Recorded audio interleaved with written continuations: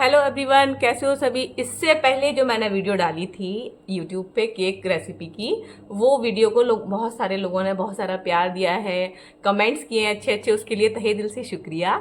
और कोशिश रहेगी कि जब भी मैं कुछ अच्छा या नया कुछ बनाऊं तो उस चीज़ की रेसिपी आप तक शेयर कर पाऊँ। और दूसरी चीज़ ये है कि मेरा चैनल कोई रेसिपी चैनल नहीं है, इसलिए मैं जो भी बना रही हूँ उस चीज़ की रेसिपी आपसे शेयर नहीं कर सकती हूँ।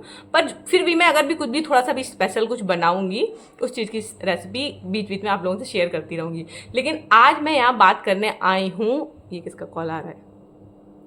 हाँ, आज मैं यहाँ पे जिसकी बात करने आई हूँ उसकी बात करते हैं। तो मैं आज बात करने आई हूँ, अच्छा ये बताइए कौन कौन बिग बॉस देख रहा है। मैं तो इस बार बिग बॉस देख रही हूँ। वैसे मैं पहले बिग बॉस नहीं देखा करती थी। मैं पहले कभी नहीं देखती थी। मुझे लगता था उसमें बस लड़ते ही रहते हैं। मुझे उसका कॉन्सेप्ट ही नहीं समझ आता था कि क्या है, क्यों लड़ रहे हैं, किस चीज़ पे इन लोगों की इतनी लड़ाइयाँ होती हैं, उल्टा सीधा बोलते हैं, मुझे नहीं समझ में आता था। लेकिन लास्ट ईयर जब बिग बॉस OTT आया था, जिसमें शिवानी कुमारी और विशाल पांडे ये सब गए थे, तब से मैंने बिग बॉस देखना शुरू किया। वो सीजन भी मुझे अच्छा लगा था। और ये होता है ना कि अगर उसमें थोड़ा सा वो इंसान जा रहा है जिसको आप जानते हैं तो आपको देखने का मन करेगा। इस बार का बिग बॉस मैंने देखना शुरू किया था क्योंकि उसमें मृदुल तिवारी गया था, जिसके यूट्यूब पे 20 मिलियन सब्सक्राइबर हैं। क्यों है वो आप लोग उसकी वीडियो देखिए, आप लोगों को पता चलेगा। उसकी वीडियो इतनी अच्छी होती है, कॉमेडी वीडियो। मैं उसकी वीडियो हमेशा देखती हूँ, मुझे उसकी वीडियो पर्सनली बहुत अच्छी लगती है। तो जब मुझे पता चला कि मृदुल तिवारी इस बार बिग बॉस में जा रहा है, मुझे मतलब अच्छा लगा कि इस बार तो बिग बॉस में भी देखूंगी। अच्छा, मैंने इस बार के सारे एपिसोड शुरू से देखे। इस बार जो बिग बॉस में एक और आई हैं, क्या कहूँ उनको, बकलोल मित्तल जो भी है वो आई हैं। और उनको भाई मेरी इतनी बड़ी बेवकूफ़ी है कि उस औरत को मैं फॉलो करती थी कुछ टाइम पहले तक। पर ऐसा नहीं कि अभी मैंने उनको अनफॉलो किया है। मैंने ना उसको कुंभ के टाइम पे फॉलो किया था, और इसलिए नहीं कि उन्होंने वहाँ पे बहुत अच्छे काम किए, उनके बॉडीगार्ड्स ने इतने लोगों की जान बचाई, इसलिए नहीं मैं उसको फॉलो करती थी। मुझे उसका पर्सनली वो जो साड़ी वाड़ी पहनती थी वो अच्छी लगती थी, उसकी साड़ियाँ, बस इसीलिए मैंने उसको फॉलो किया था। साड़ी ही अच्छी लगती थी और जो ब्लाउज का कपड़ा होता है वो तो नाश मार देती। उसका तो ब्लाउज में इतनी कंजूसी कर लेती बनवाने में कपड़े में कि ब्लाउज का तो नामो निशान उसका दिखता ही नहीं है। बस उसकी साड़ियाँ अच्छी लगती थी, इसलिए मैं उसको फॉलो करती थी। पर अब इन दिनों वो अलग ही चर्चे में चल रही हैं, उनके बारे में जरा बात कर लेते हैं।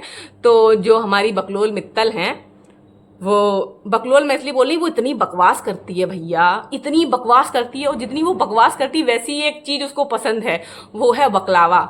भाई मैंने बकलावा आज तक नहीं खाया है और मैं उसको खाना चाहती हूँ।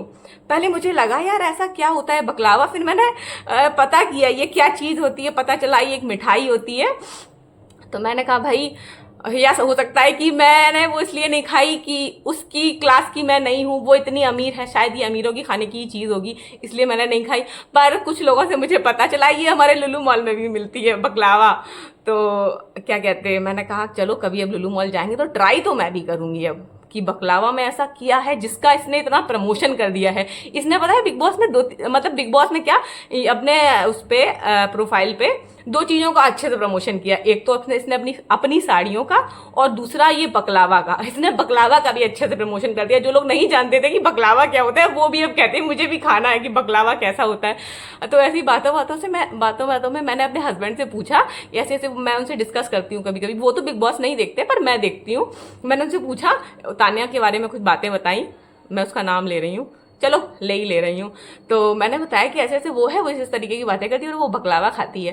तो मैंने कहा जानते हो क्या होता है बकलावा? तो बोलते हैं हाँ मैंने खाया भी है। मैंने कहा अरे वाह, मतलब मैंने नहीं खाया, तुमने खाया है, तुमने मुझे तो नहीं खिलाया। इन्होंने कहा नहीं मैंने खाया है, इस एक तरीके से, मतलब किसी ने इनको खिलाया होगा ऑफिस में या जो भी है। तो कह रहे वो मिठाई होती है, खाई भी है मैंने, लुलु मॉल में मिलती है। मैंने कहा आपकी बार चलना मुझे भी बकलावा खिलाना। अब बकलावा की तो बहुत बातें हो गई, बात कर लेते हैं उनके बिग बॉस में वो जो कर रही हैं। पहले मुझे ये अच्छी लगती थी, अच्छी मीन्स ये है ना कि अगर किसी भी इंसान को आप इंस्टाग्राम पे यूट्यूब पे देख रहे हैं तो वो इंसान बस उतनी देर के लिए आपको अपनी अच्छी चीजें ही दिखाएगा, है ना। तो वो दिखा रही थी, वही उस हिसाब से मैं उसको देखती तो मुझे अच्छी लगती थी। और पर इन्होंने अपनी जो वहाँ पे जाने के बाद पहले तो मुझे लगा ये शुरुआत में ओवर एक्टिंग कर रही है, हो सकता है अटेंशन पाने के लिए, ताकि लोग इसको जाने, है ना। और लेकिन फिर धीरे धीरे पता चला भैया वो ओवर एक्टिंग नहीं कर रही थी, वो ऐसी ही है, वो ऐसी ही है पूरे टाइम। अगर कोई भी इंसान चलो ओवर एक्टिंग करेगा तो थोड़ी बहुत देर कर भी लेगा, लेकिन अब 8-10 दिन हो गए हैं तो उतने दिनों में तक लगातार ओवर एक्टिंग तो नहीं कर सकता, वो ऐसी ही है। और भैया मुझे ये इंतजार था कि वीकेंड के वार पे सलमान खान आएंगे और अच्छे से उसको चमकाएंगे, पर नहीं चमकाया। इस चीज के लिए मुझे बहुत गुस्सा आई उस दिन कि सलमान खान ने इसका कुछ किया क्यों नहीं। उसकी ये बातें हैं जैसे कि उस औरत को अभी ये नहीं पता है कि मुझे नहाने के लिए क्या क्या चाहिए। मुझे तो पता ही नहीं था कि नहाने के लिए कितने चीज़ें लगती हैं, कितने कॉम चाहिए होता है, बॉडी वॉश चाहिए होता है, ये रखना है, वो रखना है, और भी कुछ चीज़ें हैं जो मैं नहीं बोल सकती हूँ, ये सब चीज़ें लगेंगी। तो भैया ये सारी चीज़ें अरेंज करना तुम्हारे बॉडीगार्ड्स करते थे या कौन करता था पता नहीं। अब इससे आगे भी क्या वही करते थे क्या? इसे यही नहीं पता है कि नहाने के लिए मुझे क्या चाहिए क्या नहीं चाहिए। बिग बॉस ने किसी ने भी कुछ भी नहीं कहा है, बस वो कहती है अरे यार मैं तो उसमें भी थक जाती हूँ, तो नहाने में भी थक जाती है। और कह रही थी कि बिग बॉस में से मैं ये बाथटब मांग लूँ क्या, नहाने में मेहनत नहीं लगेगी। और झाड़ू लगाने का इन्हें काम दिया गया है, उसने भी इनके हाथ दुख गए हैं, ये अपने हाथों को फूंक रही थी, जैसे छाले पड़ गए हैं। और दूसरी चीज उसके बाद इसने अपना एक चमचा वहां पे बना रखा है, एक नीलम है जो अच्छी लगी मुझे। पहले तो मैं उसको नहीं जानती थी, फिर जब बिग बॉस आया उसके बाद मैंने उसकी भी प्रोफाइल खोल के देखी तो अच्छी खासी है वो, बहुत बढ़िया बढ़िया वीडियो एल्बम बनाती रहती है। तो भोजपुरी बहुत अच्छे गाने उसने बनाए होंगे, तो उसको तो काफी लोग जानते हो। वहां जाके वो उसकी वो हाँ हुजूरी कर रही है, चमची बन गई है, उसकी बॉटल उठा के रख रही है, वो सच में उसकी चमची बन गई है। पर ये तान्या तो भैया वहां पे मेरे 100-150 बॉडीगार्ड हैं, मैं उसी हिसाब से पली बड़ी हूँ। कल या परसों वो बात कर रही थी, उससे नीलम ने उससे पूछा कि तान्या तुम्हारा घर कैसा है, तो वो कहती है मेरा घर मतलब तुम ये मान लो स्वर्ग जैसा होता है ना, वैसा ही मेरा घर है, सपनों जैसा है मेरा घर। अरे पागल औरत, सबका घर सपनों जैसा ही होता है, सबका घर अपने लिए उनके खुद के लिए स्वर्ग ही होता है। स्वर्ग जैसा है घर, स्वर्ग जैसा है घर, इसको ये लगता है इससे बढ़ के तो कोई कुछ है भी नहीं। और अपनी गलत चीजों को भी छुपाने के लिए पूरे टाइम में ये कुछ चीजों के जाप करती रहती है, भगवान मत कर जाप करती रहती है, कुछ मंत्र बोलती रहती है, जिससे कि कुछ लोग जो बताती है ना कि मैं स्पिरिचुअल हूँ बहुत ज्यादा, पर ये स्पिरिचुअल कुछ भी नहीं है, ये बस अपनी साड़ियों का प्रमोशन करती रहती थी। अब ये गलती से बिग बॉस में पहुंच गई है जहां पे इन्होंने अपनी कतई धुलवा ली, बिल्कुल मट्टी पलीत हो गई है इसकी। और मैं उस दिन का इंतजार कर रही हूँ जब सलमान खान इसको ढंग से सुना दे एकदम अच्छे से, और ताकि मुझे भी थोड़ा मजा आए उसको। और ऊपर से कहती है मैं चंबल की हूँ, मैं भिंड ग्वालियर से हूँ, मैं वहां की फूलन देवी की कमी पूरी करने आई हूँ, फलाना ढिमकाना, मुझे तो अभी याद भी नहीं आ रही उसकी बातें। मतलब भगवान मैं क्या करूँ, जितनी देर मैं उसको देखती हूँ ना मुझे अजीब सी इरिटेशन रहती है। पहले लगता है कि ये बातें इतनी ये कर चुकी है ना, अब ये इतनी बकवास इससे ज्यादा नहीं करेगी, हो सकता है अभी थोड़ी सुधर जाए इस वीकेंड के वार के बाद, लेकिन वो नहीं सुधरी भाई, वो इतनी बेकार औरत है क्या बताऊं। हर इंसान से उसे अटेंशन चाहिए, हर इंसान उसके आगे पीछे घूमे, और उसकी चीजें जैसे कि क्या बताऊं, और जैसे कि वो बताती है उसको हेयर वॉश करना नहीं आता, वो अपना हेयर वॉश कराने मलेशिया जाती है, उसको मीठे खाने की क्रेविंग होती है तो वो दुबई चली जाती है बकलावा खाने। जब बकलावा यहीं मिल रहा है तो तुझे दुबई जाने की जरूरत क्या है, हैं कुछ भी। हद हो गई। और जिसके लिए मैं बिग बॉस देख रही थी वो मृदुल तिवारी, मुझे फर्स्ट वीक में थोड़े से कम दिखे, जिस हिसाब से उनको मैं उम्मीद कर रही हूँ कि वो इतना आगे आए दिखें, पर वो उतने दिखे नहीं। पर ये कल वाले एपिसोड देख के एकदम ना मज़ा आ गया, उसने जो एकदम कट टू कट बातें सुनाई है ना कुनिका जी को, एकदम मज़ा आ गया। आगे देखते हैं कौन जीतता है बस, लेकिन अंदर मन से मैं तो यही चाहती हूँ सबसे पहले या मृदुल तिवारी। अगर मृदुल तिवारी नहीं जीतता है तो मैं चाहूँगी कि गौरव खन्ना जीत जाए, वो मुझे अच्छा लगता है। अनुपमा देखती थी पहले मैं, उसमें आता था अनुज, तो उसको ना देखा है अच्छा वाला उससे, तो वो या तो वो जीत जाए, और अच्छा भी कर रहा है इसमें वो।